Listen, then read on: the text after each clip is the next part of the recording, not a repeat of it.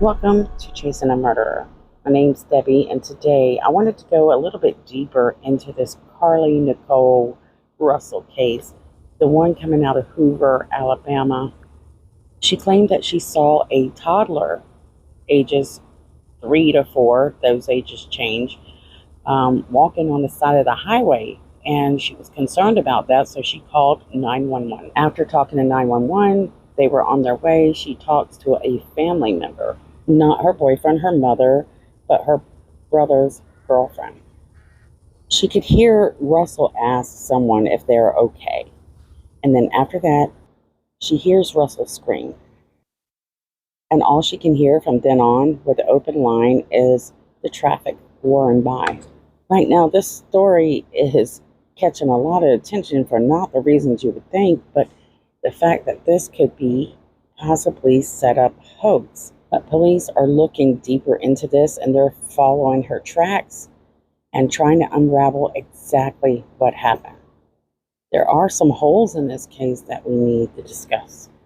First, she disappears on July 13th. So it was late that night. She gets off of work. She goes, picks up her mother some food, then heads to Target, they're finding out, and picks up some snacks. This is very important for what we're about to go over. Police were able to get out there just a few minutes after she made that initial 911 call, discovered that her car was still there, running. They find her phone, we don't know where, if it was right beside the car or a few feet away. They discover her wig and her purse, which had her iWatch inside. But guess what wasn't there? According to what police have found out, the Target snacks that she had bought, they weren't there. Now, just so that you know, hopefully you're aware of this case already. If not, watch my previous video or watch someone else's video, then come back. Now, Miss Russell was missing for 48 hours, and then they discover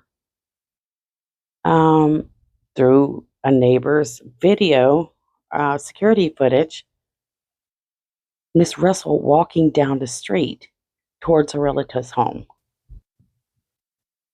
Because she did show up that 48 hours later, they did not know about the footage in the real time. Instead, the family members were surprised to find her knocking at their doors, and she appeared to have trouble breathing. EMTs were called in to take her into the hospital and evaluate her. She wasn't there long. And I'll go over more details of what they found just shortly. First, let's kind of review this video footage again, where Miss Russell is actually driving back to that, 11-mile marker in Hoover, searching for a toddler she claimed was walking on the side of the road alone in diapers and a white shirt. Okay, so let's get you to the right spot. Okay, so here's Miss Russell. She's pulled over. Supposedly, she's worried about this toddler. She gets out of the driver's side, as you can see open there, walks around her car quite in a hurry. But instead of looking for a toddler, I noticed that she opens the other side of her car and spends at least 28 seconds fidgeting inside her car. It appears that she is a lot heavier than she was before she looked back into the car. Sometimes I think it looks like a book bag or some type of bag. So at this point, she's supposed to be on the phone with a relative at some point here. And the phone will sound like it drops, according to the relative. They will hear her scream, and you will see on this video as well, she will suddenly disappear into what looks like the wooded area to the right there. It looks like Russell standing right there in front of the car at this point in the video. And I have looked at this a billion times because I've been concerned, do we have somebody out there abducting women by bait and them, leading them in with toddlers. I mean, we've heard of serial killers. There she goes right there. So at this point in the video, she's disappeared. You won't see her silhouette again. Now, we have talked about the fact that we've heard truckers say that they've seen a gray car. They've seen someone standing by her car, which is a red Mercedes. But I've not found anything in this video to point that out, but also I'm not able to clean it up very well either. So for me, it appears that she just kind of falls into the shadows there, just disappears. So police will probably be able to match up the time on this video versus when she's supposed to be on the phone with a relative to see if where her phone was dropped kind of equals to where they think it should be. They'll rule out anything that doesn't seem to be, right or wrong. And right now, they're just going back and tracing all her footsteps, especially since she left work, probably starting there, where they say they discovered that she was at Target just before stopping on the side of the highway. So that's not 100%. This is what we're hearing right now. We're still waiting on affidavits and all that stuff. So here's the thing. If that's true, she went shopping for some snacks. Everything is in the car except for the snacks. Wow, that would be odd. And it would raise a few red flags. The thing is the police acted so quick on this case. If she was on foot, how the heck did they not see her or find her? Not only that, what if there was an abductor? How would they be able to take this woman alone, firstly? Where would they take her to in that spot? Can a car get in there? They did say that they seen car tracks, but since it didn't rain, they weren't able to get, exact tire impressions. Or did somebody that would abduct her, would they just walk through the woods with her? So there you go. You see the cops are there like minutes later. I still say she had to seen the blue lights. So the other thing, the other hole in this is the fact that she sees this toddler. She gets away for a little while from that area, comes back to the area, and somehow finds exactly where she thought the toddler was. Yet no one else has called in still to this day about seeing a toddler. Now, there's a weird picture I was able to pull out. I'm not certain if it's just the lighting, but it appears that the light is reflecting off of something that has a weird shape to it. So if we zoom in here where she started to disappear, I was able to pick up a very weird object show up in this picture. So I can't tell if that's like folds or what's going on with that, but it looks, interesting. It looks familiar to folds like this and like a quilt or a sleeping bag.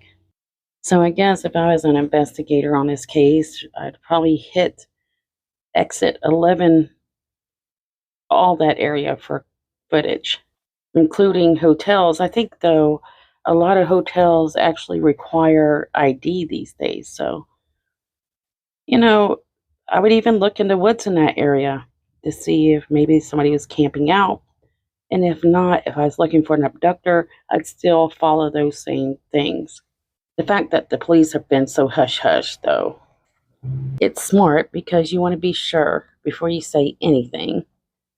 And the fact that they're not interested in the public's help, I keep saying, especially when it comes to abductors, usually they would get a sketch, an idea of what this person looked like if they didn't have an idea who they were. There's been no arrest made, so they haven't found them that we're aware of. And there's tons of rumors out there, but I try not to play on the rumors. Though I am interested in one of them, a couple of them. One of them, supposedly she had stolen something, and then the other, something about not doing so well in school. So what we're learning is it's not too far from where she lives, so it was walking distance. The fact that they, if she escaped and fought for her life, Is it consistent with just walking up the street and not going to someone, the first person that you see for help, like the last story that I covered? Maybe she wasn't in her right mind. Maybe she wasn't able to think. So that's another thing, doing what she was familiar with. According to her mother, she said that her daughter, she wanted to give her a hug, but she just wasn't in the state of mind or in order to hug her. So I'm not certain what that means.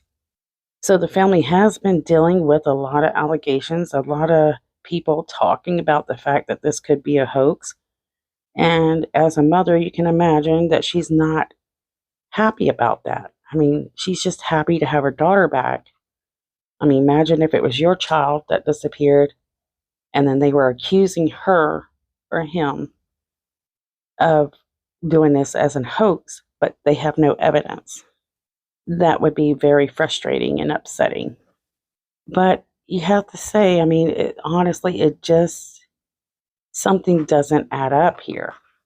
Okay, so I'm sure the police are going to have to trickle it out a little bit at a time so that it won't be too shocking and too hard on the girl, no matter what they find.